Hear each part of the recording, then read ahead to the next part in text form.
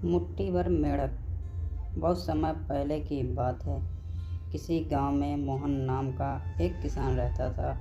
वह बड़ा मेहनती और ईमानदार था।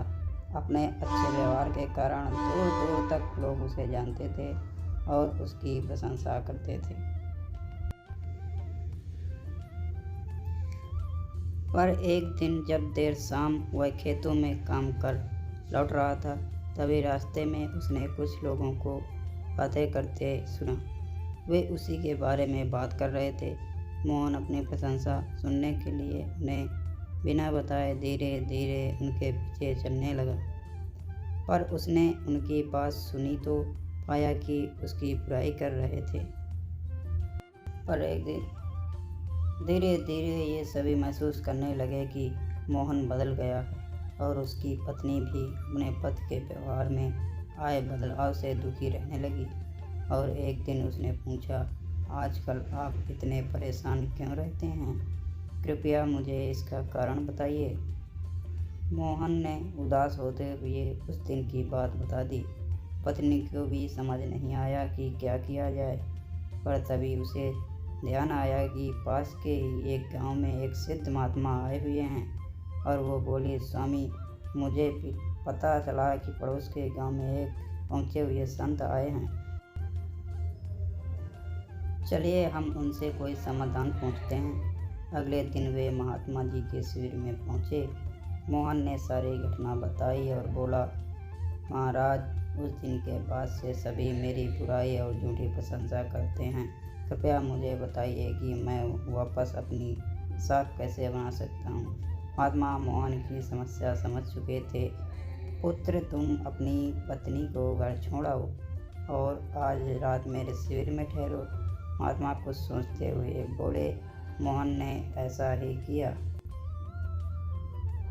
कोई कह रहा था कि मोहन घमंडी है, तो कोई कह रहा था कि सब जानते हैं वो अच्छा होने का दिखावा करता है। मोहन ने इससे पहले सिर्फ अपनी प्रशंसा सुनी थी, पर इस घटना का उसके दिमाग पर बहुत बुरा असर पड़ा।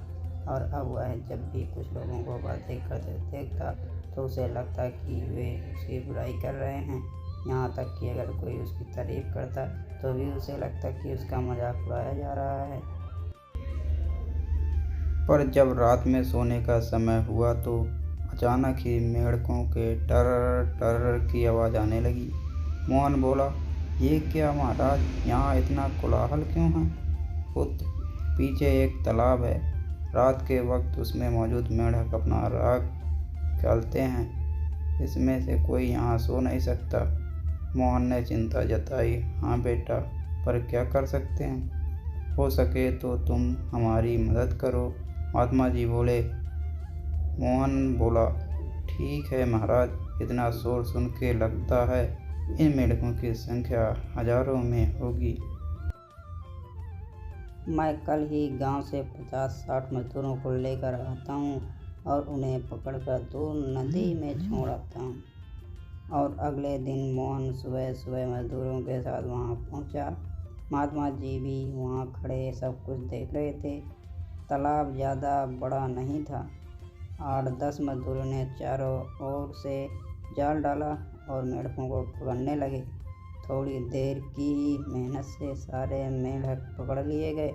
जब मोहन ने देखा कि कुल मिलाकर 50-60 ही मेंढक पकड़े गए थे, तब उसने महात्मा जी से पूछा, महाराज, कल रात तो इसमें हजारों मेंढक थे, भला आज सब कहाँ चले गए? यहाँ तो बस मुट्ठी भर मेंढक ही बचे हैं। महात्मा जी गंभीर होते हुए बोले, कोई मेंढक कहीं नहीं गया। तुमने कल इन्हीं मेंढकों की आवाज़ सुनी थी। ये मुट्ठी भर मेंढक ही इतना शोर कर रहे थे कि तुम्हें लगा हजारों मेंढक टर टर कर रहे हों। पुत्र, इसी प्रकार जब तुमने कुछ लोगों को अपनी बुराई करते सुना तो तुम यही गलती कर बैठे। तुम्हें लगा कि हर कोई तुम्हारी बुराई करता है, पर सच्चाई ये है कि बुराई करने वाले लोग मुट्ठी भर मेंढक के समान ही थे। इसलिए अगली बार किसी को अपनी बुराई करते सुनना तो इतना याद रखना कि हो सकता है ये कुछ ही लोग हों जो ऐसा कर रहे हों, और इस बात को भी समझना कि भले तुम कितने ही अच्छे क्यों ना हो, ऐसे कुछ लोग होते ही होंगे जो तुम्हारी बुराई करेंगे।